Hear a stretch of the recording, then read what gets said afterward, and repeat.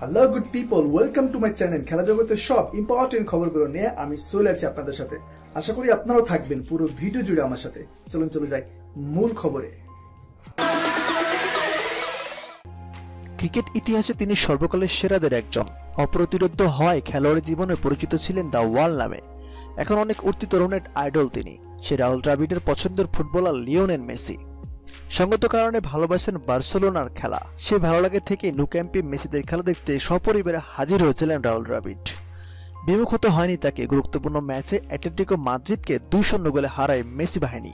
চোখের সামনে প্রিয় ফুটবলার লিওনেল মেসির গোল করা দেখেন ভারতীয় কিংবদন্তি।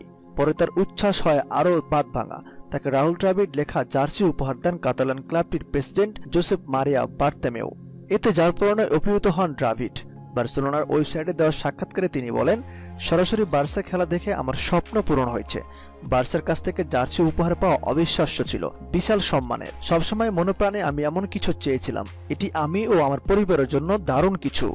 মেসিকে খাঁটি প্রতিভা উল্লেখ করে দ্রাবিড় বলেন, মেসির চেয়ে ভালো ফুটবলার কখনো দেখিনি। সে বল পায় যতটা ভয়ঙ্কর, অব দ্য বলও ঠিক ততটাই ভয়ঙ্কর।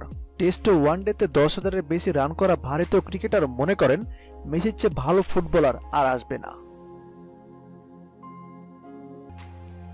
খেলা জগতের সর্বশেষ খবর সবার আগে পেতে আমাদের চ্যানেলটি সাবস্ক্রাইব করে পাশে থাকা বেল আইকনটি বাজিয়ে দিন। ধন্যবাদ।